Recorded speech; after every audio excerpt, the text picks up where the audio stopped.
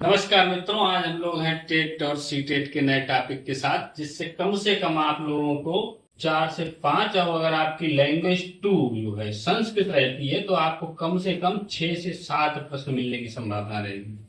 तो आइए देखते हैं हम लोग वर्णमाला और इसका उच्चारण स्थान। इसमें आपको रटने की जरूरत नहीं, केवल आप एक बार टेबल अपने माइंड में फ्रेमिंग कर लेंगे तो आपका जो है आसानी से प्रश्न हल हो जाएगा। तो आइए देखते हैं। सबसे पहले हम लोग देखेंगे स्थान यानी उच्चारण स्थान क्या रहता है। उसके बाद हम लोग लिख लेते हैं स्वर। फिर देखते हैं हम लोग व्यंजन। व्यंजन के बाद स्पर्श व्यंजन रखेंगे हम लोग इसमें, जो 25 होते हैं। और उसके बाद अंतस्थ, जो आप लोगों को पता है, अंतस्थ में आता है यारा लावा। और फिर आते हैं ऊष्म। ठीक है, तो आइए देखते हैं। स्थान में आपको पता है कि उच्चारण स्थान क्या क्या होता है। नंबर 1 कंठ, नंबर 2 तालु, नंबर 3 मूर्धा या मूर्धन्य। अगला रहेगा हमारा दंत, फिर आता है ओष्ठ। इसके बाद हम लोग देखेंगे कि जो मिश्रित होकर के बनते हैं, जैसे कि कंठ ताल। नेक्स्ट आएगा हम लोगों का कंठोष्ठ। और सबसे लास्ट में रहेगा हम लोगों का दंतोष्ठ, इसमें केवल एक वर्ण मात्र आता है। अब ये हमने केवल माइंड में फ्रेमिंग कर दी, केवल लोग समझना है। जैसे व्यंजन, अब आपको पता है का वर्ग रहता है, का वर्ग इसमें आ जाता है का खा गा घा या। पंचम वर्ण सारे छोड़ देंगे हम लोग, जो हम लोगों के पंचम वर्ण जो है ये आएंगे नासिक में। ठीक है, तो का वर्ग का खा गया, फिर आ जाएगा आपका क्या वर्ग का खा वहां, फिर आ जाएगा टा वर्ग टाठा डाडा, फिर दंत में आ जाएगा आपका ता वर्ग ता था दाधा ना, लेकिन पंचम छोड़ते जाएंगे। और लास्ट में ओष्ठ में आ जाएगा पा फा बा भा मा, मुस्कान दिख यानी ही कि नहीं पा रहा है वर्ग। ठीक है, बेटा। बंद।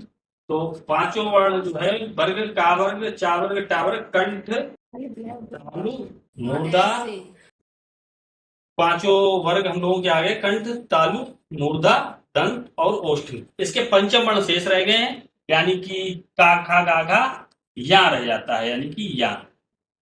जैसे चा छा जा झा वा, फिर आता है टाठा डाढ़ा अड़ा, टाटा दाधा ना, और पापा बाबा मा। पंचम वर्ण ये नासिका से बोले जाएंगे। इसके बाद पंचम वर्ण के साथ हम लोग अब आते हैं अंतस्थ पे। अंतस्थ के लिए हम लोग याद रखेंगे, पहला कालम कंठ का छोड़ देंगे और फिर तालु से लिखेंगे आ रा ला, या रा ला, यानी तालु से या बोला जाएगा, मूर्धा रा से, और दंत से ला। और फिर हम लोग दंतोष्ठ पर सीधा आएंगे, या रा ला, और फिर सीधे दंतोष्ठ पर वा, यानी दंतोष्ठ से बोला जाएगा वा। ये एकमात्र वर्ण है और बहुत बार रिपीट किया जाता है, तो ये इसे याद रखेंगे हम लोग। वा जो है इसका उच्चारण स्थान है दंतोष्ठ। सेम उसम में करेंगे, जैसे यारा ला, इसमें भी कंठ छोड़ देंगे, फिर हम लोग लिखेंगे शा शा और सा सा सा, और हा आकर के हमारा बैग में आ जाएगा ऊपर, यानी कंठ से हा बोला जाए। अब हा के साथ आपको लग रहा होगा आहा। अब दो बचते अंग और आहा, तो अंग जो है नासिका से बोलेंगे हम लोग अंग। ठीक है, और आहा जो है ये कंठ में आ जाएगा। तो अंतस्थ हो गए, स्पर्श व्यंजन 25 हो गए हम लोगों के, अंतस्थ और ऊष्म हो गए। वाह ये जो है दंतोष्ठ में चला गया। अब आते हैं हम लोग स्वर पे। स्वर के लिए हम लोग क्या करेंगे, लिखेंगे आ, क्रमशः लिखते चलेंगे आ ई। ठीक है, अब ई उ, ऊ आता है। ऊ तो आपको बोलने से स्पष्ट होगा कि ओष्ठ से बोला जाता है, यानी कि ऊ ऊ। मूर्धा में आ जाएगा फिर री और रेल। ठीक है, और दंत में जैसे कि ला है, तो दंत को खाली नहीं छोड़ेंगे हम लोग, इसमें लिख लेंगे लिरी। ठीक है, तो आ ई री उ ऊ। अब बचता है आपका ए ऐ और ओ। इसको क्रमशः लिख लेंगे ए ऐ और ओ औ। तो यानी कि ए जो है आपका बोला जाता है कंठ तालु से, और ओ बोला जाता है कंठोष्ठ से। अब आपकी वर्णमाला जो है इससे कंप्लीट हो गई है, सारे स्वर आ गए हैं। 25 जो है आपके स्पर्श, इसमें 4 ही रहेंगे कंटिन्यू। ठीक है, क्योंकि पांचवा जो है आपका ये नासिक में आएगा, यंगनम और अंग। और या पहला छोड़ देंगे याराला, वो दंतोष्ठ में चला जाएगा। फिर पहला छोड़ देंगे कंठ वाला पार्ट, सा ऊपर आएगा, आहा उसके साथ आ जाएगा। साथ में स्वर हम लोगों ने इधर लिख लिए। बाकी आपके बचते हैं 4 संयुक्त व्यंजन आते हैं, उनके विषय में प्रश्न जरूर पूछा जाता है, लेकिन आप लोग उसको याद रखेंगे।